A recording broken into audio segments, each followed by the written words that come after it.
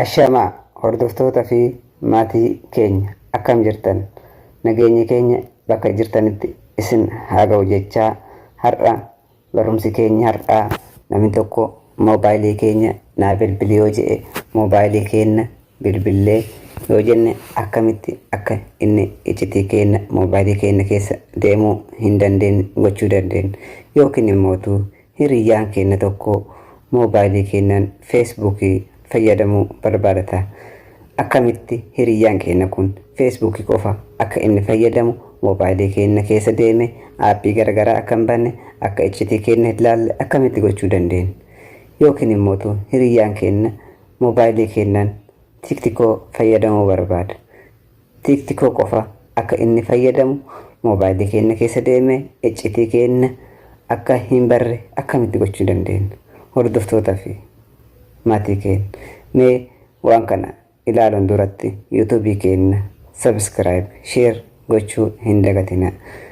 Amma kallattiin akkaataa namni tokko yoo bilbila na bilbili jedhe akka keessa deddeeme iccitii keenya barre yookiin immoo hiriyyaan keenya feesbuukii yookiin immoo appilikeeshinii nuti heeyyamneef ala akka deemuu hin dandeenye akkamitti gochuu dandeenya? Kallattimaan itti deemna. Dursa siitingii keessa seenna.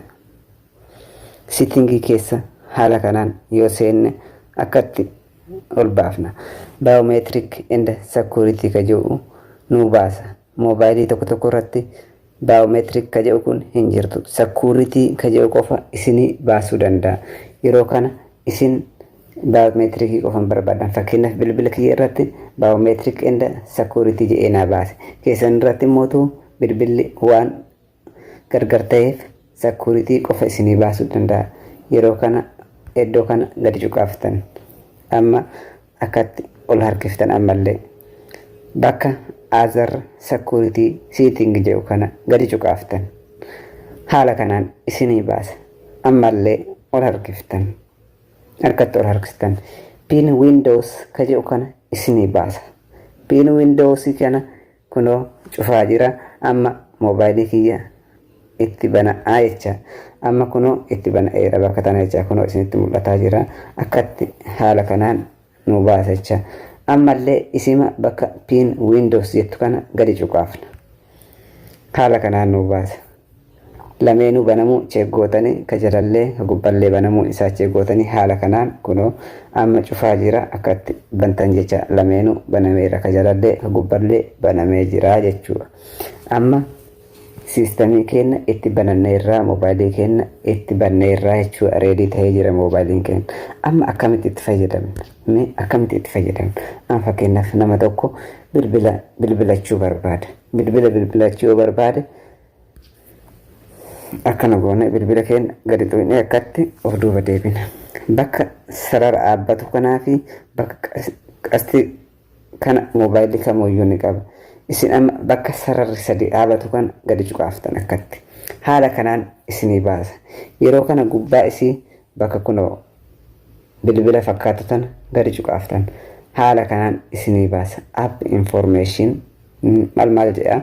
Isin immoo pin this app ka jedhu kana gadi cuqaaftan. Pin this app ka umaatirra jiru kana jecha akkatti. Amma haala kanaan yeroo isinii baase bakka okay jettu kana gadi cuqaaftan. Amma namni kun bilbilachuun ala iddoo biroo deemuu hin danda'u. Isinuyyuu deemuu hin dandeettan haga waan kana irraa kaaftanitti jecha. Fakkeenyaaf bilbilata moobaayilii keenya keessa deemee iccitii keenya baruu hin danda'u. Bilbila ofii bilbilatee moobaayilii keessan isinitti deebisaa jechuudha. Akkamitti irraa kaafna kan jedhu mootu waliin haa ilaallu. Moobaayilii haala kanaan yeroo itti kenninee namicha irraa fudhannu iddoo sarara sadi dhaabattu kanaa fi iddoo qastii nu argisiisu kana akka quba lamaan gadi qabna. Quba lama yeroo gadi qabne irraa nu ka'ee jira. Haala kanaan irraa kaasee jira jechuudha.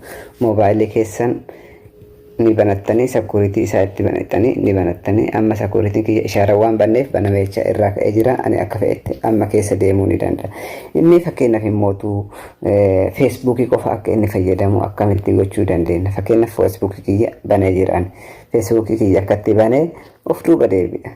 iddoo sarara dhaabbattu ammallee sarara sadi kan dhaabbattu kana feesbuukii qofa akka inni fayyadamu iddoo biroo akka inni hin deemne aappii feesbuukii qofatti fayyadamuu danda'u akkamitti gochuu dandeenya. Sararri sadi kan dhaabbattu kana akkatti gadi xuuxan kunoo amma isinii baasee jira. Bakka F jettu tana gadi xuuxan akkatti. Ammallee akkuma reebisan sarara nu baaseera jecha barreeffamni gubbarra jira pin this app ka jedhu kana gadi cuqaaftan. Akkatti haala kanaan nuuf fida. Namni kun feesbuukii qofa fayyadamuu danda'a malee iddoo biroo deemuu hin danda'u. Feesbuukii akka fayyadatti loogaawutu waan ta'e godhee itti fayyadamuu danda'a. Feesbuukii isaa itti naqatee itti fayyadamuu danda'a. Garuu iddoo biroo deemuu hin danda'u. Appilikeeshinii biroo laaluu hin danda'u. Appilikeeshinii biroo cufame feesbuukii qofa itti fayyadamichaa. Ammallee mootu akkuma dura isin garsiisan sarara sadii dhaabbatu kanaa fi qastii argisiisu kanaan yoo inni itti fayyadame irraa geesse quba lamaan gadi xuuxnee irraa kaafna akkatti. Irraa ka'ee jira jechuudha. Fakkeenyaaf ani ishaaraa kiyyaa waan cufadheef ammallee akkuma duraa sanitti bana. Haala kanaan itti fayyadamtan jechuudha. Irraa kaasee jira jechuudha ammallee.